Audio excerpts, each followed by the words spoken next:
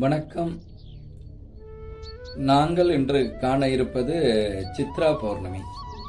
இந்த சித்ரா பௌர்ணமி மெய் மாதம் வருகின்ற மெய் மாதம் 1ஆம் திகதி இந்த முழுமையான சித்ரா பௌர்ணமி அனுஷ்டிக்கப்படுகின்றது.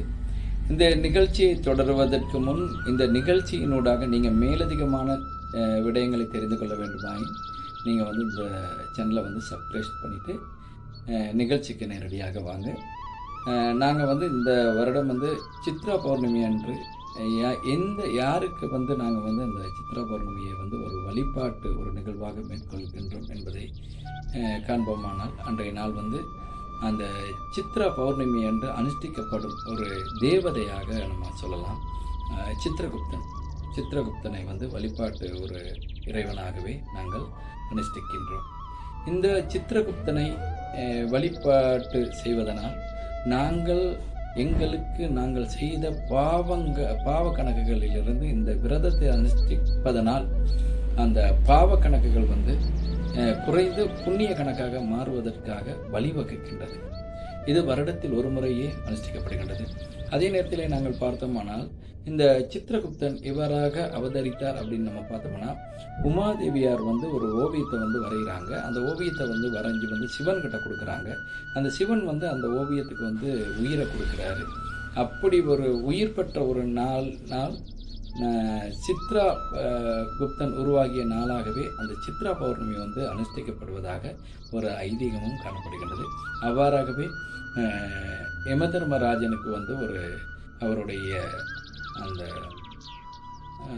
அந்த உயிர்களின் கணக்குகளை ஒரு எழுதுவதற்காக ஒருவர் அவருக்கு தேவைப்படுவதற்காகவே ஒருவர் வேண்டும் என்று கூறுகின்றார். அந்த நேரத்திலே அந்த சித்திரகுப்தன் அவருக்கு கணக்காளராக போகிறாரு. அவ்வாறாக கணக்காளராக போய்கிட்டு இருக்கார்.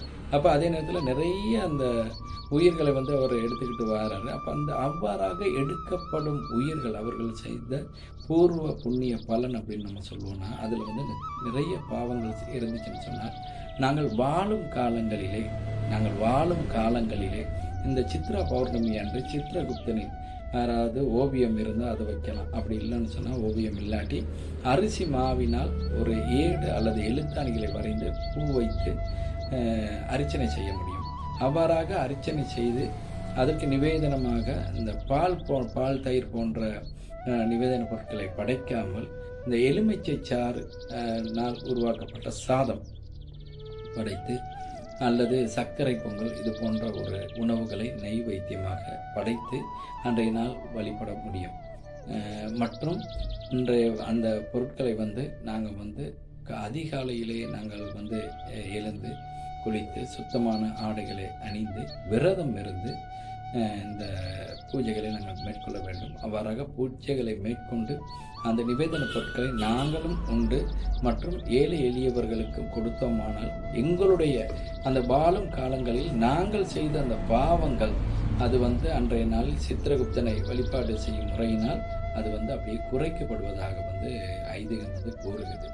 அப்போ அது மாத்திரமல்லாது, அன்றைய நாளில் தான் அந்த ராமர் 14 வருடங்கள் வனவாசம் போயிட்டு ஊருக்கு வந்த ஒரு நாளாகவும் அந்த சித்ரா பௌர்ணமி வழிபாட்டு முறைக்குள்ளால வருது. அது மாத்திரமல்லாது, இந்திரன் பல பாவங்களை செய்து அந்த பாவங்களை நிவர்த்தி பண்ண முடியாமல் ஒவ்வொரு இடங்களுக்கும் சென்று இறுதியாக இந்த சித்ரா பௌர்ணமி நாள் அன்று சொர்க்கநாதனை வழிபட்டதனால் அவனுடைய பாவங்கள் அப்படியே இல்லாமல் போனதாகவும் ஐதீகம் கூறுகின்றது. அதே நேரத்திலே சிவன் சக்தி அன்றைய தினத்திலே தான் அர்த்தநாதீஸ்வர் வடிவம் போன்றதாகவும் கூறுகின்றது. இது போன்ற ஒரு புண்ணிய காலங்களிலே நாங்கள் கட்டாயம் இந்த விரதத்தை மேற்கொண்டோமானால் பல வகையான நன்மைகள் எங்களுக்கு கிடைக்கக்கூடியதாக இருக்கும். அவ்வாறாக தொடர்ச்சியாக விரதம் இருக்க முடியாதவர்கள் தயிர் சாதம் உப்பு இல்லாமல் அந்த உணவை மேற்கொள்ள முடியும். இருந்து அந்த விரதத்தையும் அனுஷ்டிக்க முடியும். மற்றது கட்டாயம் பால் தயிர்களை தவிர்த்து நாங்கள் மென்மேலும் நாங்கள் அந்த பூஜைகளை மேற்கொண்டோமானால் எங்களுக்கு பல வகையான நன்மைகள் செய்வதற்கான வாய்ப்புகள் இருக்கின்றன.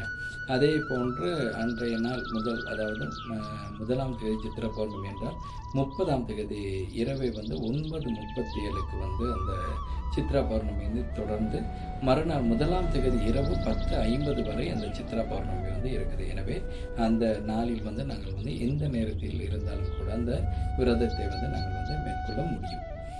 அன்றைய நாள் பூரண சித்ரா பௌர்ணமி இருப்பதால் நிலவிற்கும் நாங்கள் ஒரு பூஜைகள் செய்வதனால் எங்களுக்கு பல வகையான நன்மைகள் கிடைக்கக்கூடியதாகவும் அந்த பூரண நிலவை நாங்கள் காணக்கூடியதாகவும் அன்றைய நாள் அமைகின்றது. அதே நேரத்தில் நம்ம பார்த்தோம்னு சொன்னால் அந்த இறைவனுக்கு சித்ரகுப்தன் என்ற தேவதைக்கு நாங்கள் அன்றைய நாள் மந்திரங்கள், அதாவது 7 எழுத்தாணிகளை வரைந்து அதில் பூமாலைகள் சாத்தி பூக்களால் அர்ச்சனை செய்யும் பொழுது நாங்கள் கூற வேண்டிய மந்திரம் ஓம் சித்ரகுப்தாய நமக என்றும் நாங்கள் தொடர்ச்சியாக கூறி அந்த அர்ச்சனையை மேற்கொள்ளலாம். அல்லது ஓம் லேகினிய அஸ்தாய வித்மகே பத்ரதராய திமகி தன்னோ சித்ரகுப்தாய பிரச்சோதியா அப்படின்னு சொல்லி தொடர்ச்சியாக கூறி நாங்கள் அந்த விரதத்தை அனுஷ்டிக்கலாம். இவ்வாறாக அன்றைய தினம் நாங்கள் இந்த சித்ரா பௌர்ணமியை அனுஷ்டிக்கும் பொழுது எங்களிடம் அதாவது பல வகையான பாவங்களிலிருந்து விடுதலை பெற்று, அதாவது பாவ கணக்குகள் அனைத்தும் புண்ணிய கணக்காக மாறுவதற்கான ஒரு நல்ல நாளாகவும் அன்றைய நாள் அமைகின்றது.